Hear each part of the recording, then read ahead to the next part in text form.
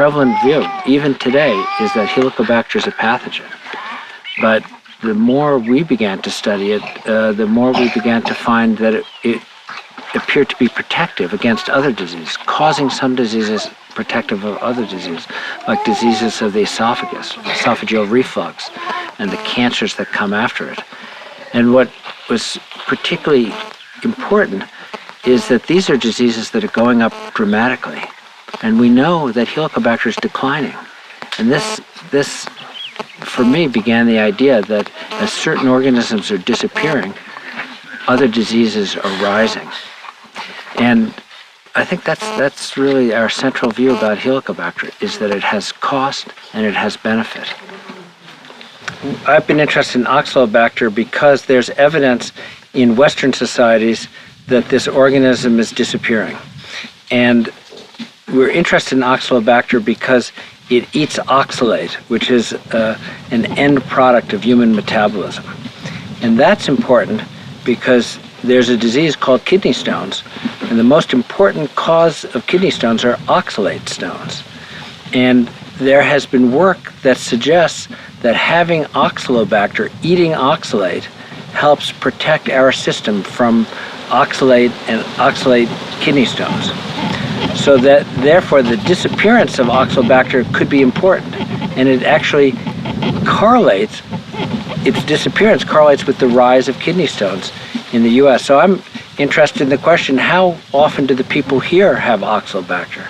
We've begun looking at level of Oxalobacter in fecal specimens from the Hadza, and we find a much higher prevalence of it than in people in the US, which is consistent with the idea that we had it and lost it, whereas they still have it.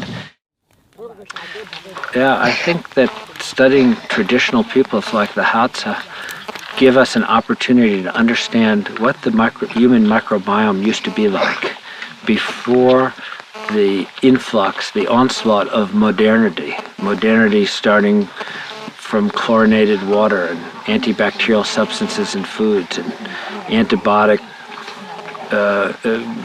widespread use of antibiotics in our society.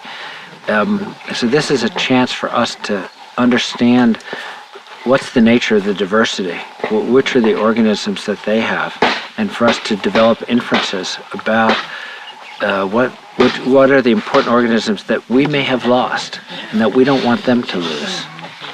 So it's so interesting to see the Hadza. They're such beautiful people that have a traditional way of life. It's been successful for them for thousands of years.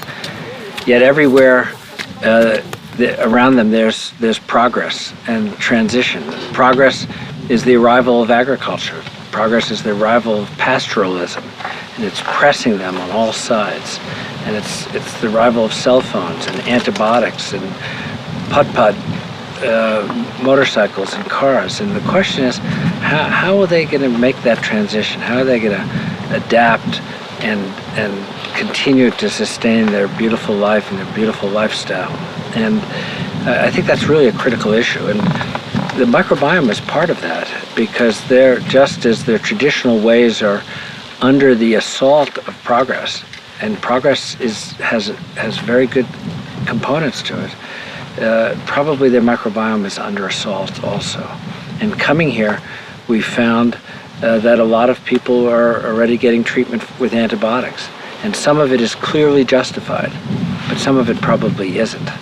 And one of the questions I have is, how can we help the Hadza avoid some of the mistakes that we've made with our over-exuberance about antibiotics, and try to balance it more so that their microbiome, which is probably even more precious to them than it is to us because of their kind of limited resource base, how can we help them keep it intact? And also, how can we learn things from what their microbiome has been and where it's going that will aid us in the rest of the world? And so that raises other questions. What's the window of time of loss, and how can we restore so that we can prevent, how can we prevent further degradation? And at what point can we turn things around and ameliorate them?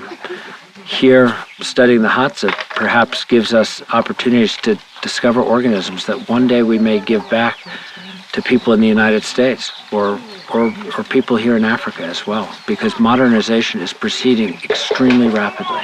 There's been a perception that antibiotics have no cost. We've been using them more and more for more minor kinds of ailments and problems, on the thought that there is no cost, but maybe there's a little benefit. But once we understand that there's cost, then we rebalance the equation. We find that the effects of antibiotics are additive to the effects of rich diets, so that 2 + 2 can equal 50, that kind of thing. We have to be more judicious in our use of antibiotics. I'm impressed by the Swedes. They're only using 40% of the antibiotics we're using in the United States at every age. So it immediately tells us 60% of our antibiotic use in the United States is unnecessary. Probably the number is even higher. And so this has guided me to tell my family and friends to minimize antibiotic use unless it's really necessary, and to tell my physician colleagues, which I do a lot, these are the costs of antibiotic use.